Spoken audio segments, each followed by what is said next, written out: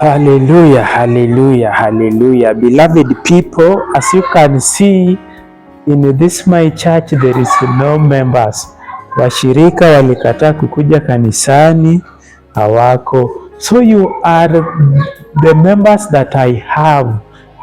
So wakati Mungu ananisaidia kuwaletea neno, tafadhali chukua tu muda wako upate ujumbe wa Bwana, kwa sababu Mungu anataka kukusaidia.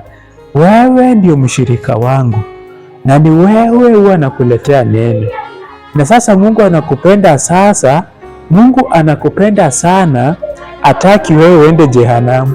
Si hata wewe mwenyewe unaona tu hapa hii kanisa yangu hakuna washirika. Iko empty. Iko empty. Hakuna washirika hapa. Si unaona tu iko empty. Hakuna washirika, hakuna viti, hakuna kila kitu. Yaani ni wewe tu ndio sasa nakutegemea upate kusikiza hili neno, ikusaidie, ikubadilishe maisha yako, upate kuingia katika ufalme wa Mungu Baba. Watu wengine wanafikiria sasa mimi niko hapa ku create content. I am not here to create content. I am here to bring to you the word of God. Hallelujah. I am here to bring to you the word of God. Praise the Lord, beloved people. Hallelujah. Bwana Yesu asifiwe sana, wapendwa wa dhamana. You can greet me wherever you are this day. You can greet me, beloved people. You can greet me again, greet me, I greet you all. Please kindly greet me, beloved people. I request you to greet me this day. It is a wonderful day, beloved people. Approaching midday, it is 11:47 a.m. 13 minutes to midday. And as you can see, we are in the season of celebrating the death and resurrection of our Lord Jesus Christ. Hallelujah. Praise the Lord, beloved people. We are in the season of celebrating the death and resurrection of our Lord Jesus. I greet you all in the most wonderful name of our Lord Jesus Christ. Now, the Lord really loves you very much, and that is why the Lord has accorded you the undeserved opportunity and privilege to be able to see this day. Remember that so very many people were looking forward to see this day, but for you, the Lord, out of His mercies, grace, and love, He has accorded you with this opportunity. Don't misquander this opportunity. Don't misuse it. Ensure that you change the way you live on this earth. Ensure that you cherish the Messiah, you love the Messiah, because the reason why Jesus Christ went to the cross, the reason why Jesus Christ came to us, the Messiah, so that you may receive salvation, so that you may turn away from your wickedness. Remember that the Messiah was tortured, He was crucified, He was beaten, He went through a lot, pain, distress, so that you may receive the salvation, the precious salvation of our Lord Jesus Christ. It is not a joke that Jesus Christ came for us. It was a painful journey, a very detestable experience. The Lord God Almighty really loved us very, very much, and that is why He allowed His only begotten Son, Jesus Christ, to come for us, to come to save us. But the people, the dwellers of the earth, they have taken it for granted. People, the beloved people, the dwellers of the earth, they have taken it for granted. They think that for them they don't need God in this life simply because of money. Some people have rejected the Messiah because of money. Let me tell you, that is a very bad place that you can find yourself in. Don't go that way, beloved people. Remember that everything is vanity without Jesus. Without the Messiah, we are totally useless. Without the Messiah, however rich you may be, however poor you may be, it is totally useless. You without the Messiah, you are totally, absolutely, completely useless. You are meaningless without the Messiah. All is vanity without Christ Jesus, because the earth will pass away. The dwellers of this earth will not live here forever. There is no eternal life here on this earth. Look at how the devil has misled people. The devil is misleading people, and you are very happy following the devil, and yet the devil has nothing good to offer to you. The devil just wants you to go and perish in hellfire, but God has really loved you very, very much. The Lord has enabled you to see this day, to be able to live at this particular time. The Lord has been so gracious to you. The Lord has been so loving to you. But what people are doing is totally wicked. You cannot do that, beloved. The Lord cannot love you this much, and for you keep on continuing in your wickedness, in your evil. Yesu Kristo alikuja akatukufia msalabani. Hakika wapendwa, aliteswa sana. Hata hakukuwa na boma, hakukuwa na viatu, alikuwa anavaa sandals. Yesu Kristo alitemewa mate. Yesu Kristo alipigwa. Yesu Kristo aliteswa, akateswa, akajeruhiwa, wakamdhihaki, wakamtendea yote mabaya, wakamtendea yote mabaya, lakini alivumilia kwa sababu alitaka kutuokoa. Alitaka siku moja tupate kurithi ufalme wa mbinguni, tuishi na Mungu Baba milele mbinguni. Lakini wakaaji wa hapa duniani wanaona maisha hapa duniani ni raha. Wanaishi kila siku wakiponda raha, wakilewa tu, wakikunywa bia na busaa na pombe, wakifanya tu sherati. Wanaona tu maisha tu iko tu sawa bila Yesu Kristo. Wanaendelea tu kuibia watu, wanaendelea tu kukuwa wabaya, wadanganyifu, waovu, wenye chuki, wenye majivuno. Wanaona ati wako na pesa, ati wamhitaji Yesu. Wanaona ati sasa wako na kila kitu, wako na magari wanaendesha, wako na maboma mazuri, majumba makubwa makubwa. Ati sasa wanaona ati sasa hao wamhitaji Yesu. Shetani ni muovu sana na kudanganya. Bila Yesu Kristo yote ni bure. Wewe ukimkataa Yesu Kristo utaambulia patupu, utaangamizwa jehanamu. Kwa sababu ulikuwa na kichwa ngumu, ulikuwa na majivuno, ulikuwa na kiburi, uliona ati wewe uko na pesa, ati wewe ni msomi, ulisoma sana, ati wenye wakusoma ndio wanamhitaji Yesu, ati watu wenye hawana pesa ndio wanafaa kutafuta Yesu Kristo, hao ndio wanafaa kumtafuta Mungu. Ati wewe sasa uliona uko na gari, ati uko na boma mzuri, ati sasa wewe unahitaji wokovu. Shetani anakudanganya, anataka uende jehanamu. Na wacha nikwambie siku ya leo mpendwa, maisha hapa duniani ni mafupi sana.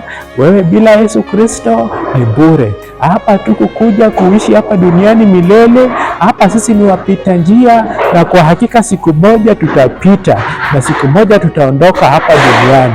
Lakini wewe kama utaondoka bila Yesu Kristo, kama utaondoka hapa duniani, kama wewe ni mtenda dhambi, wewe ni mwovu, wewe ulimchukia Mungu, ulichukia wokovu, ulimchukia Yesu, wewe ulikuwa ni wacha nikwambie, ukiondoka hapa kama wewe ni mwovu, ulikataa wokovu, utaenda kuangamizwa jehanamu milele na milele. Kwa hivyo wakati Mungu amekupa nafasi murwa hivi, mpendwa, chukua wokovu. Kubali Yesu Kristo aingie moyoni mwako ili apate makao moyoni mwako. Kubali kumfuata Yesu. Wacha nikwambie, siku moja utatamani kuokoka, lakini wakati wa neema utakuwa umeisha. Kwa hivyo wakati Mungu amekusababisha, amekuneemisha, umefika siku ya leo, na kwa hakika neema ya Mungu bado iko, ili sisi wote tupate kutubu, tuokoke, tuache dhambi. Wapendwa, tuache dhambi, tutubu, tuokoke. Hiyo tu ndio itatusaidia tumfuate Yesu. Tuache hii maisha ya raha ya shetani hapa. maisha ya ushetani hapa, ati watu ati wanaponda raha. Ati maisha bado ni mzuri hapa. Ati wengine wanasema acha tuvunje hapa mifupa kama meno bado iko. Wanafikiria sasa maisha ni kukula na kuenda choo na kuenda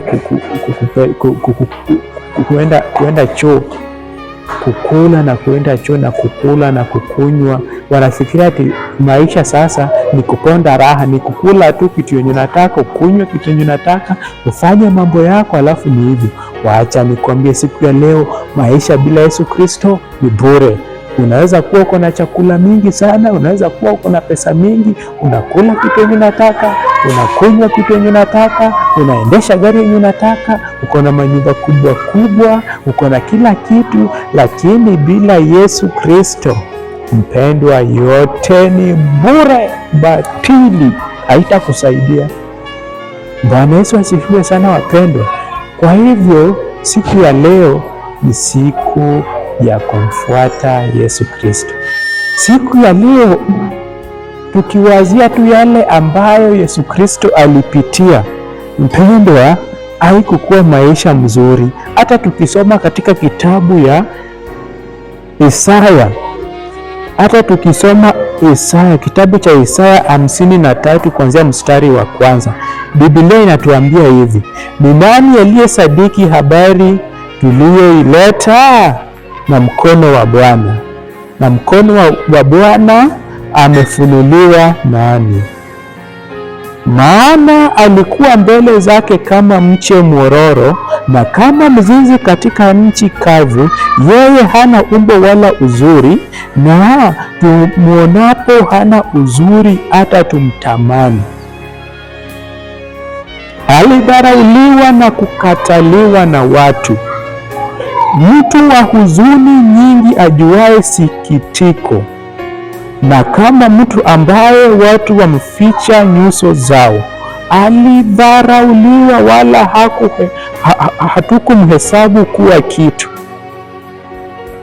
Hakika amechukua masikitiko yetu, amejitwika huzuni zetu. Lakini tulimdhania ya kuwa amepigwa na Mungu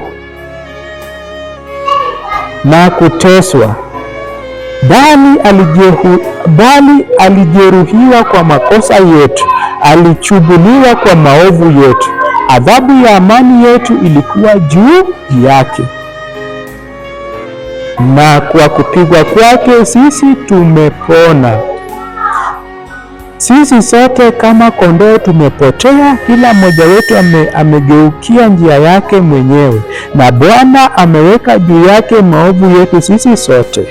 Alionewa, lakini alinyenyekea, wala hakufunua kinywa chake. Kama mwana-kondoo apelekwaye machinjoni, na kama vile kondoo anyamazavyo mbele yao wakatao anyamazavyo, naam, hakufunua kinywa chake. Kwa kuonewa na kuhukumiwa aliondolewa, na maisha yake ni nani atakayeisimulia?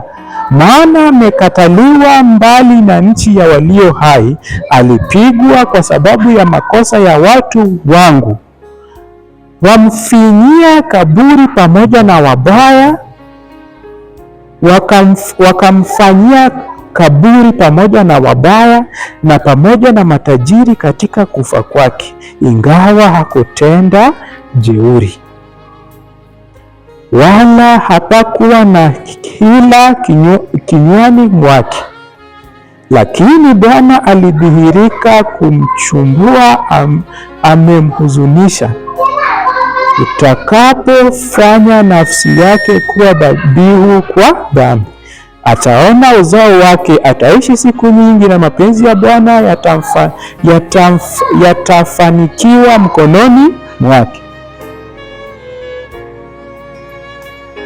Bwana Yesu asifiwe sana wapenda. Kwa hivyo Yesu Kristo alipitia mengi, walimtesa, walimkejeli, walimtemea mate, walimjeruhi vibaya sana, walimpiga. Mpendwa, Yesu Kristo alidharauliwa, walimtendea unyama ili sisi tupate uzima wa milele. Yesu Kristo aliteswa sana hadi akasulubishwa ili sisi tupate kuokolewa. Kwa hivyo siku ya leo mpendwa, dhamini wokovu wa msalaba na damu ya Yesu Kristo. Siku ya leo kubali mkombozi aingie maishani mwako. Siku ya leo kataa dhambi, wachana na mapepo na mashetani. Wewe fuata Yesu Kristo, mfuate Yesu Kristo, mfuate Mwokozi, na kwa hakika utaokolewa, kwa sababu hapa mbeleni utawaka sana. Wale ambao walimkataa Yesu Kristo wataumia vibaya sana. Jehanamu inawangoja, moto unaowaka, si mchezo. Bahari ya moto unaowaka kwa hasira na ghadhabu ya Mungu Baba.